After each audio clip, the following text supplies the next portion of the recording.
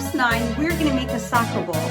I'm keeping this separate in its own course because it has a few extra details to work on, and I'm going to show you how to embroider with floss. So remember, you're the designer of your creation. I, for the first time, actually created something almost traditional, except for the back. You can make this traditional like mine. You can make it your favorite colors. Maybe it's the color of your favorite team, or if you're making it for a gift, maybe it's the colors of their favorite teams. You can put in prints or even on the back, whatever you want. So let's download that pattern and start cutting and sewing. Ready to go to make this soccer ball pillow. I have everything I need here laid out, but I'm not going to go through it because by now you totally know what it is. But I do want to mention that you're going to be using embroidery floss. And when you buy it in the store, whether online or wherever you decide to buy it, it usually comes wrapped like this. But I want you to have an embroidery needle. And all that means is that the eye of the needle is large enough to get the embroidery floss through. And embroidery floss is about 6 threads wound together. That's all it really is. So it's thicker. So this time we can actually call it string, most likely. All right, so here we go. You have many pieces for this soccer ball. And one thing I want to mention is if you already made the sports ball and you haven't printed this out already, you can use the basic ball pattern from there if you want to save paper. If not, it's your call. On the pattern, as always, I gave you the key here, and this is really important, especially for this project, because when making a soccer ball, you really have to know, or I should say precisely place all the felt pieces where they belong. Trust me when I tell you, it may look a little challenging, but it's totally not, because you're just going to follow this. So my choices of fabrics are this nice and bright lime green polka dot and a gingham. And on top of the gingham, I've decided to use a purple felt with my purple embroidery floss. I'm going to cut out the basic ball pattern. So I have both of my fabrics laid on top of each other with right sides together. These fabrics are thin, so I am going to cut them out at once. So one cut will give me my 2 circles, so the front and back of my soccer ball. So according to the pattern, it says fold. We're going to place the pattern as we have done before, assuming that you've taken the other courses. I'm going to pin this together. Now notice how I'm picking up the fabric. It's okay to do that, but make sure when you lay it back down that it is flat back here and nothing has folded over. And I'm going to get all my pins in, keeping it straight and aligned. See how it's a little off? I need to fix it. Here we go. Right, about one more, and I'm good to go for cutting. Remember, this soccer ball pillow, what you can do is you can make it the color of your favorite team if you have one, or if you have, or if you're making, I should say, this for a friend or a family member as a gift, and they have a favorite team, you should really consider making the soccer ball their favorite colors. Maybe even if you find the team print fabric, you never know. It's really interesting what you can find. Or here's another cool idea. Maybe you have a jersey that they no longer wear. You can make the soccer ball from their favorite soccer jersey. Creativity, it's all about that. So I have my 2, my front and back. That's actually my back, and this is going to be my front. And now I'm going to lay down all of my soccer details on my piece of felt. And you're probably thinking, geesh, for the first time, she's finally using a good piece of felt. Well, the other pieces were good, but you know what I mean, like a full piece of felt. And 1 piece of felt will be enough for this soccer ball. You can actually make all these pieces different colors. I mean, that would be pretty cool. So I am going to pin them all down and cut them out. Cut out all of my pieces out of felt. And I wanted to just point out that I made changes to this pattern so you have the correct size piece patterns. I don't. I have the first version, but since I'm the creator and designer of this pattern, I completely knew how to fix it. So your pieces are going to look different, meaning they're going to look bigger. And even these pieces here, your paper pieces are bigger, so don't even mind mine, okay? It's basically the same. You're doing great. So more than ever, if you've never used the key for reference for this particular pillow, you're going to need this key this time for sure. So I left all my paper pattern pieces on, so I know where to place them all at around where. So I'm going to follow along and place all the pieces there. So I know that this is A, and it goes at about here. I'm not going to pin down anything yet because I just need to make sure they're laid out in the right place. So I think I want to put B. Now, as you're laying them, here's what I was thinking to myself, and I want you to know what I'm thinking so it may help you. When you're laying this down, I know it seems like this does not look like a soccer ball, and that's a normal thing to think and feel. But as you're laying them down, notice how I'm looking at the points. All right. Eventually, or very soon, we're going to have to draw in like a pencil mark there because we're going to connect it with the embroidery floss. So make sure that as you're laying them down, you do a quick visual with, your eyes, and you say, is this pretty much aligned? Like same thing here. See, I'm putting it here, but I'm moving it down so that I could draw a straight line with my eyes from here to there to the points. I'm hoping that makes sense to you, what I'm telling you here. Okay, and this one, I believe, goes this way. And if you notice, like me, when you put something down that maybe you didn't cut it exactly like this, mine doesn't make a point. There is nothing wrong with doing touch-ups like I am. Okay, there we go. Now I have more of a point, and I'm referring to D. Now I'm drawing lines from this point to this point to this point, and this to here, and F. So the curves go against the curve of the ball or the edge of the pillow. Okay, I think this one has to turn up.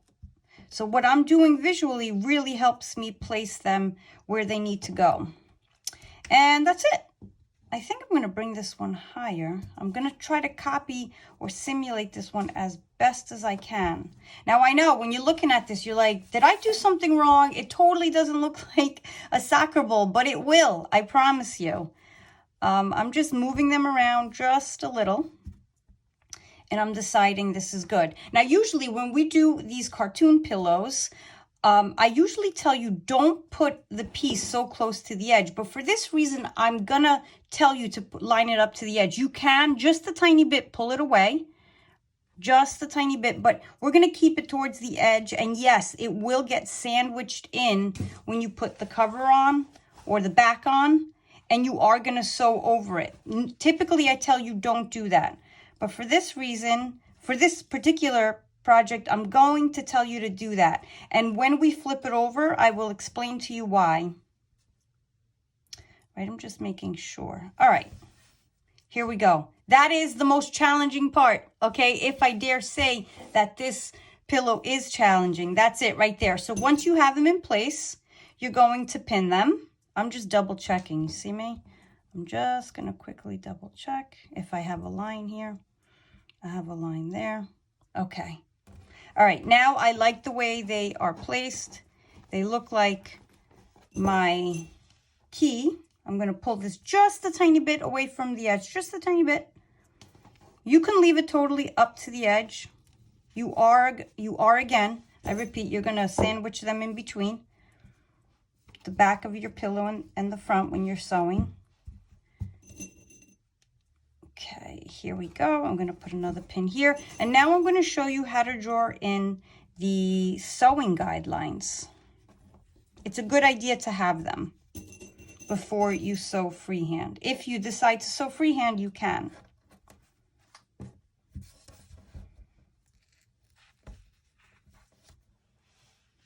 So now I have my pencil and my ruler, and I am going to draw a light line from this point to this point. How do I know where the lines go? I just look here. All these lines you are drawing in. So looking at your key, draw in those lines. Now, they're not all perfectly straight, okay? So for these, you're gonna have to freehand them and just give them a light curve, just like what this here is doing. And then from here to there, then here to there.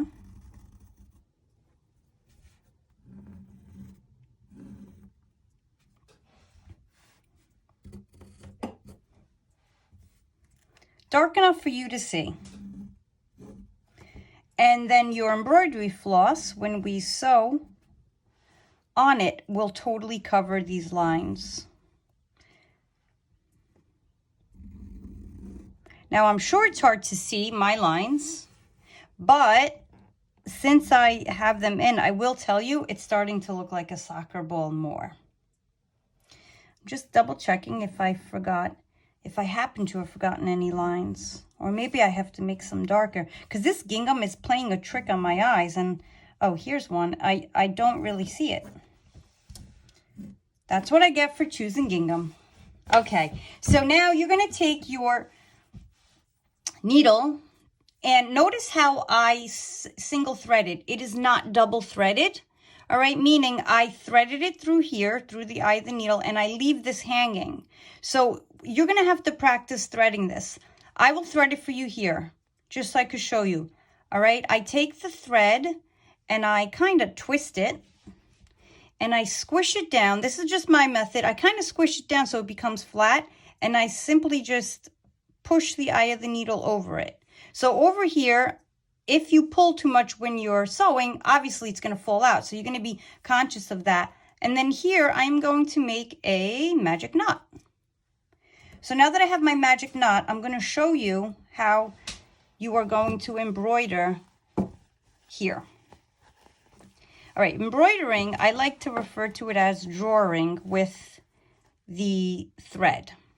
So I'm going to tack, I'm going to actually go under this point here once, okay? So I did it from the back, so my knot is in the back. No one ever sees it. It ends up in the pillow. And what I'm going to do is I'm going to follow the line, right? Just normally come up, and instead of continuing like the regular running stitch that we learned how to do, you're going to back it up, okay? You're going to back it up with your needle, and you're going to go right back into that same point, and then you continue along the line. Let me do that a few times for you. And you don't want to do super, let me just tighten this. You don't want to do super long stitches, because what happens is it won't look as good. So we also don't want this taking 5 days. So you're going to make a decent length stitch. You'll see. Notice how I go back into that point, and then I come out onto the line ahead. Now, instead of going ahead like a regular running stitch, I'm going to go back into this point right in here, and I'm going to come out on the line. So I'm staying on the line like a car stays on the road. I say stay in line, but back it up, go in here. Sometimes you got to get used to it, but sometimes, you know, you'll miss it. If you notice you miss it, back it up, take the needle out and do it again, because the neater it is, I mean, obviously the nicer and more finished your pillow will look. So again, I went back through that hole. I'm going to shorten this one. And then my last one, almost last one, back through the hole. I'm going to come out through this point because it helps tack down the detail. So that's how we embroider. You can embroider first if you want. You can embroider after. It's up to you. But I wanted to show you how to embroider, meaning first or after, meaning you're going to have to sew around here, around all these details like we typically do. But you can do the embroidering now, or you can do it after that. And of course, on the back, I'm going to go through one of these stitches, and I say one end off is enough, but if you want to do a second one, go for it. That's how you embroider And now I'm going to work on embroidering, which I like to refer to as drawing with your thread. And I'm also going to work on, with regular thread, not my thick embroidery floss, I'm going to work on sewing all around the details of my soccer ball. And I'm now finishing my last embroidering detail. And what I want to do is I want to show you what to do if this happens. Let's say you pull your embroidery a little too tight and it won't just stretch out and that stitch stays really tiny like that. What you're going to do is you can use the back of your needle, like where the eye is, or you can use a seam ripper, and I want you to pull that stitch loose and then flatten out the fabric, lay it flat, and just lightly pull it, because it does tend to happen a lot. And then you go along and you finish.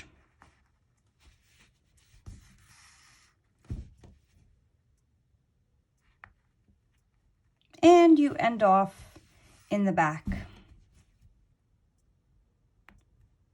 And I'm hoping now your soccer ball looks more like a soccer ball.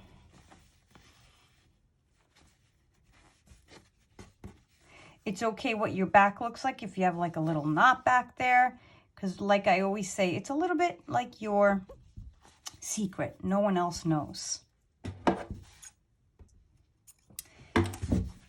So here we have this. It does look like a soccer ball. And now what I'm going to do is I'm going to lay the back of my soccer ball on to the front, right sides together. So this is your right side. This is your right side. They're going to be touching each other. I'm going to lay it on as neatly as possible so all of the edges match. It is a little normal if this front of your pillow actually feels like it shrunk a little, because with the embroidering you kind of do bring the fabric in to the center more. So if it looks like it doesn't line up, it's totally normal. You did nothing wrong. And now what I'm going to do is pin about 4 finger widths or hand width apart with my pins. And I'm going to mark where I'm going to leave the opening before sewing around the entire perimeter of my soccer ball.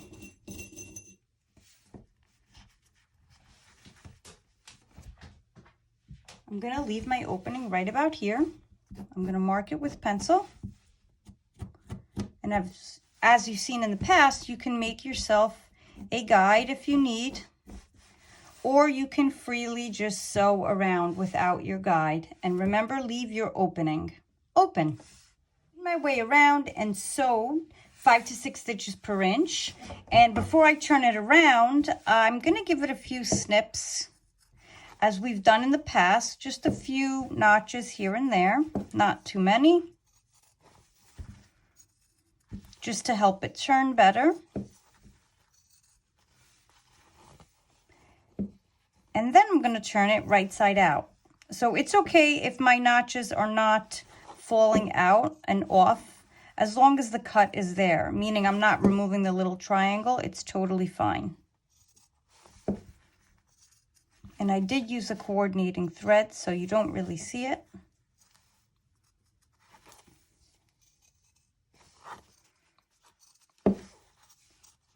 Okay, so here we go.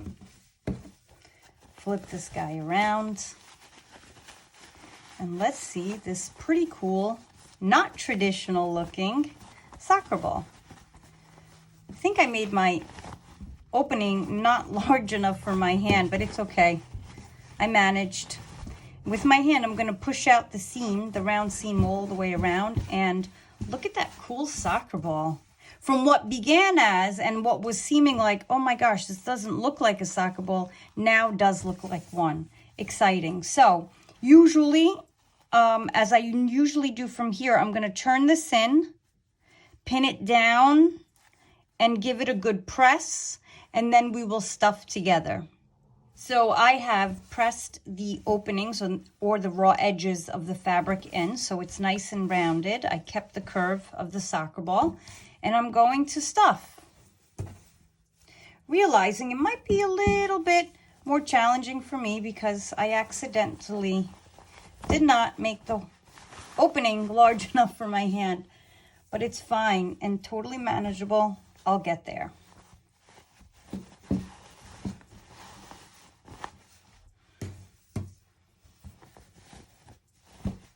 Now I'm going to close up the opening like I always do with the blind stitch.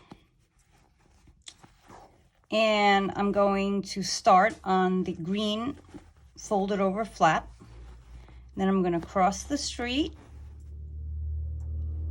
over to the purple. And if you notice, I'm using coordinating thread. If there's ever a time you need to coordinate, it's this time right here when you do your blind stitch or invisible stitch. Just in case you make a tiny little mistake, it won't be seen because your threads coordinate. But of course, don't stress over it. If you don't have that correct color or right on, spot on color, don't worry. And look at how amazing that closes. You can't even tell where it began.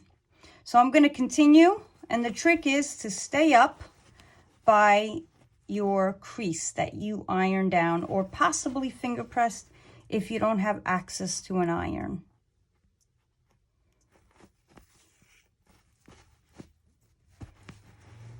Keep crossing over and over until you reach the end.